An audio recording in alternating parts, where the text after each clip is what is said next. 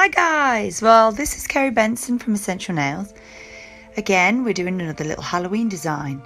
This one is not as complicated as you might think. It was on the internet.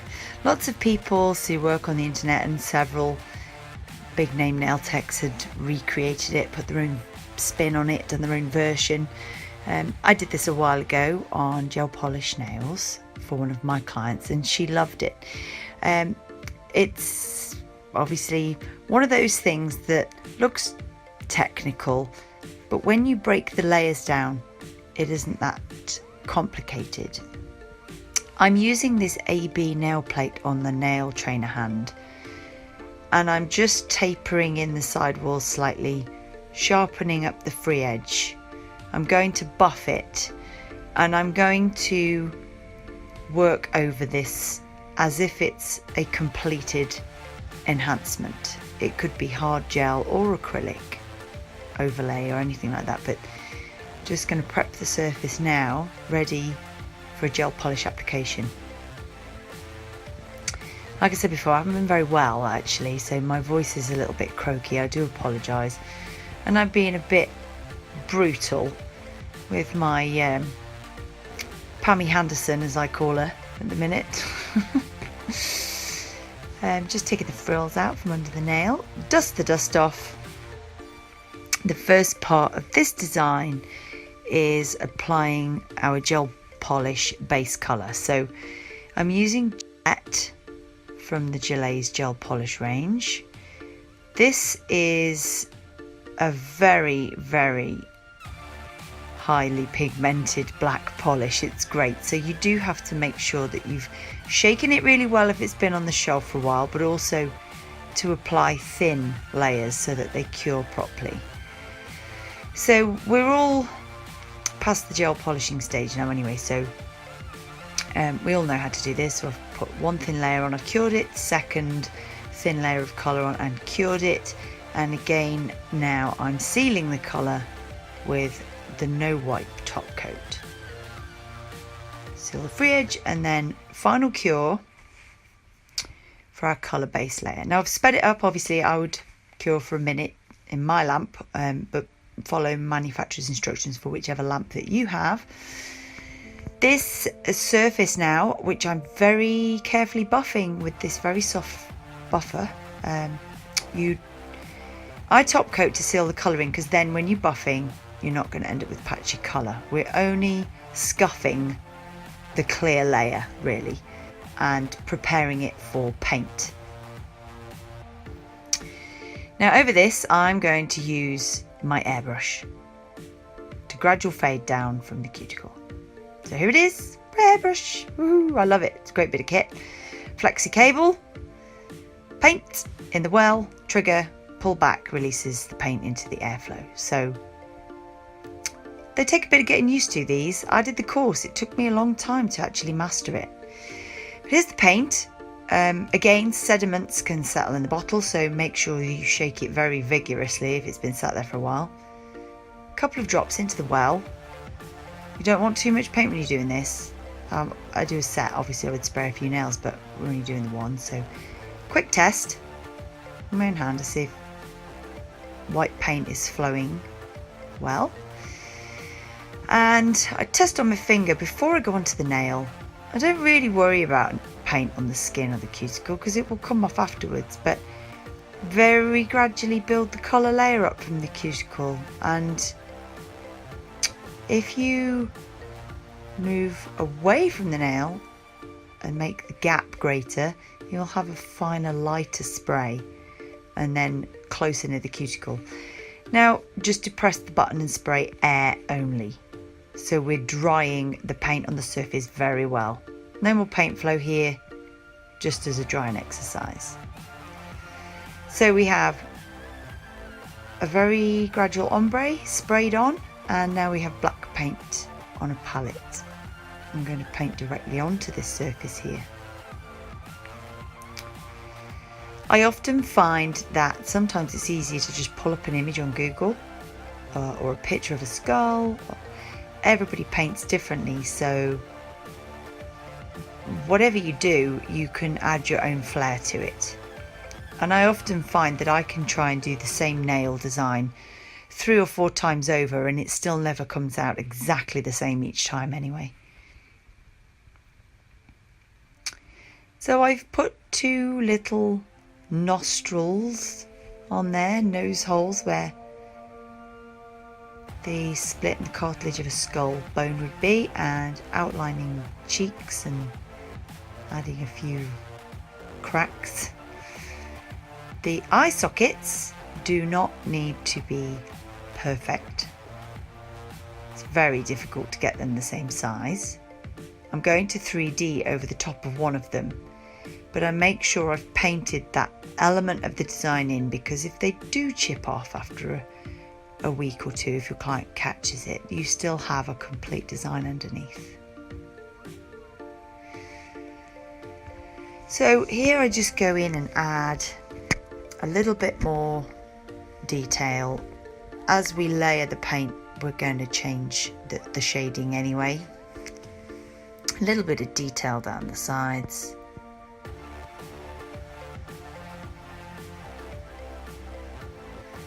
I'm loading my brush with white paint and I'm just putting in 6 little teeth. They don't all have to be perfect.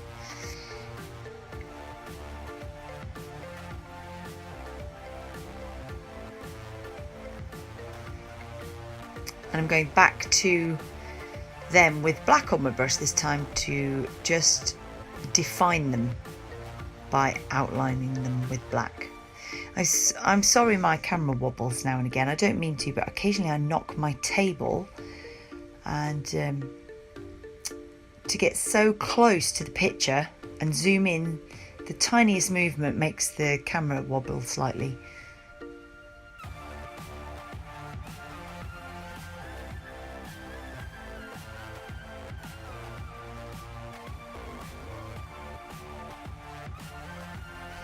So I use the white as a highlighter as well.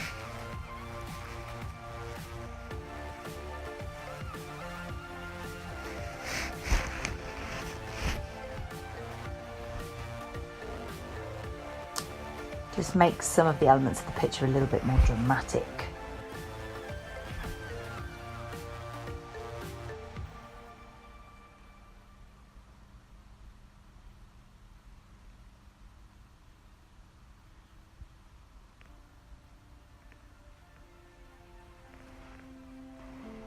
Now the grey underneath the picture, I mean, it does look like it's quite pale, but now we're going to top coat it. It will pop back out, the black underneath.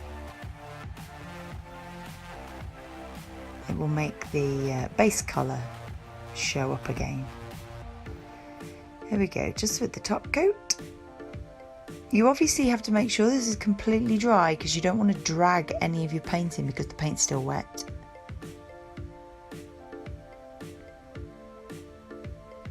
So we cure it in the lamp. You can see that the glare shines off the surface when it's wet and shiny. So this is why I do quite like to use the velvet matte top coat with these things. The velvet top coat here, I've wiped it off, and you can see it's totally matte on the surface. You don't get the glare back from the lights, which then make it hard to see the design underneath. The finishing touches to this little design are just adding the tiniest of little black acrylic 3D roses just on one of the eye sockets.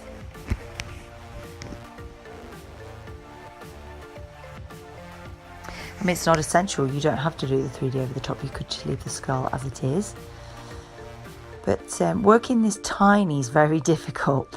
So I have my tiny little brush, I work the outside petals by pressing out from the centre, keeping the angle of my brush quite acute really to the surface of the nail at the moment. And then as I work towards the centre of the flower, the angle of my brush becomes greater. It's more upright, more 90 degrees to the surface of the nail. So I'll just do 2 or 3 petals. on a leaf, and then that will be it.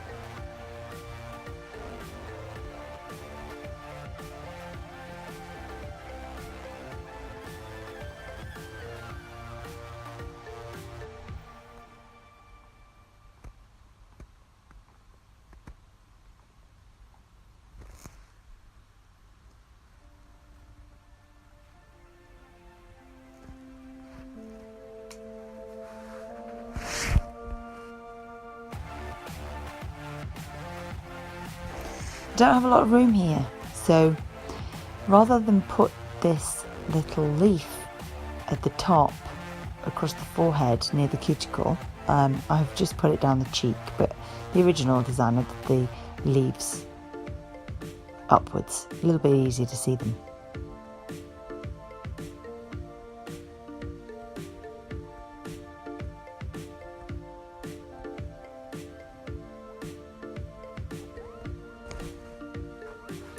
I'm sorry, my camera's swaying about.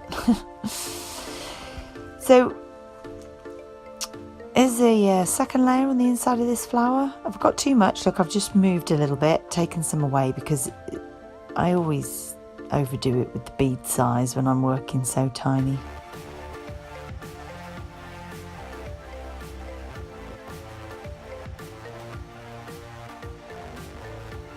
So you can see my brush is quite a lot more upright now.